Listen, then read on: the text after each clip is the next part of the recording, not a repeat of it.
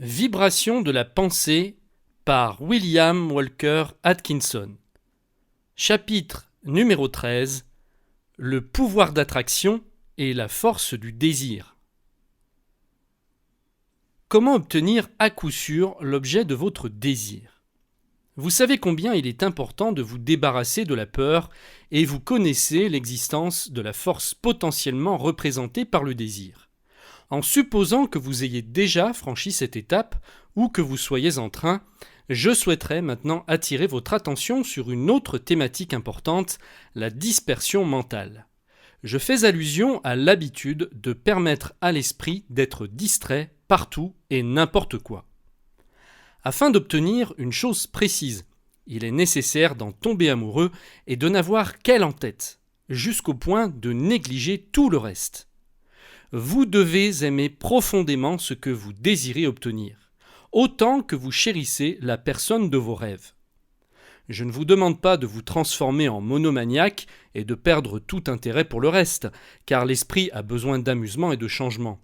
Par contre, j'affirme qu'il est primordial de rester concentré sur l'objet de votre désir. Tout le reste n'est que secondaire. Un homme amoureux peut être gentil avec tout le monde, s'acquitter normalement des obligations et des plaisirs de la vie. Mais au fond de lui, il ne pense qu'à cette femme, et toutes ses actions sont orientées vers une finalité, avoir cette femme et lui aménager un nid douillet. Voyez-vous ce que je veux dire ? Vous devez être amoureux de ce que vous désirez, et vous devez l'être profondément. Pas une de ces amourettes d'aujourd'hui, une passion d'autrefois, comme celle qui anime le jeune homme qui ne peut s'endormir sans avoir vérifié lui-même que la maison de sa chérie est toujours là. Ainsi, l'homme ou la femme en quête de réussite doit faire de ce désir sa passion. La réussite est jalouse, c'est pourquoi on parle d'elle au féminin. Elle demande une attention totale et ne tolère aucune rivale. Que se passera-t-il si vous dispersez votre force mentale ? Si un homme commence à perdre de vue son but principal, il en sera le premier perdant. Plus la force mentale est concentrée, et mieux elle opère. Vous devez donc consacrer un maximum de vos ressources mentales à l'atteinte de vos désirs. Ainsi, celui qui aime son travail lui consacrera la plupart de ses pensées, tel un homme profondément amoureux qui échafaude tous les plans pour plaire à sa bien-aimée. En conséquence, 1001 plans, dont beaucoup seront pertinents, lui viendront à l'esprit. L'esprit opère en effet au niveau subconscient et suivra généralement les inclinations du désir dominant.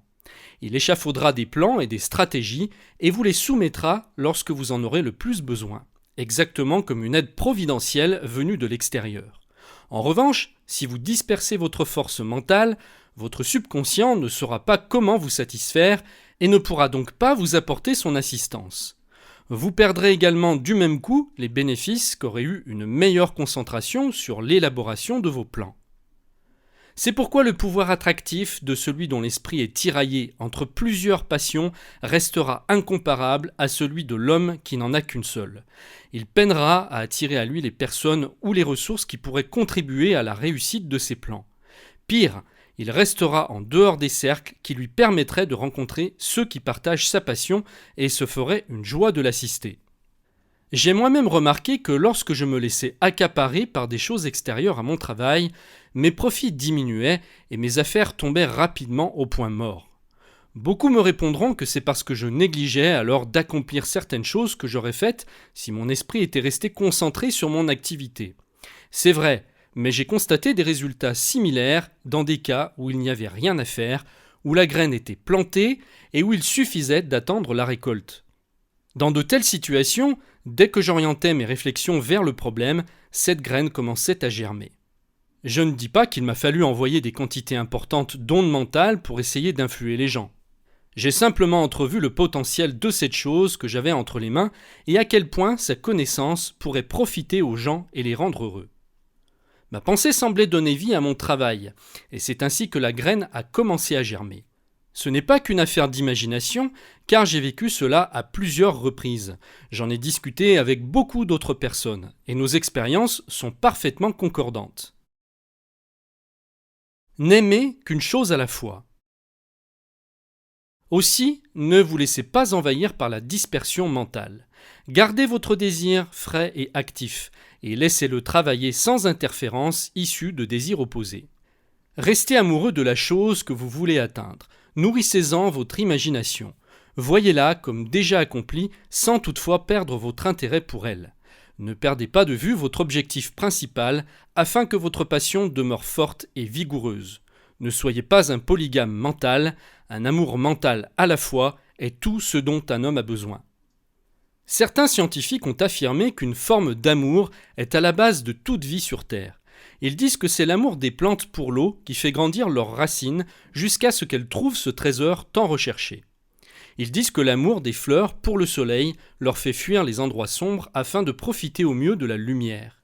Ces affinités chimiques, comme on les appelle, sont réellement une forme d'amour. Le désir n'est qu'une manifestation de cet amour universel.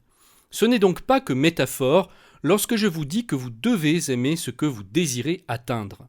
Seul un amour intense vous permettra de surmonter tous les obstacles placés sur votre chemin. Seul cet amour vous permettra de supporter le poids des tâches à accomplir. Plus vous désirez une chose et plus vous l'aimez, plus grande sera la force d'attraction que vous exercerez pour l'atteindre, tant à l'intérieur qu'à l'extérieur de vous-même. N'aimez donc qu'une chose à la fois, ne soyez pas un libertin mental. À suivre, les grandes forces dynamiques.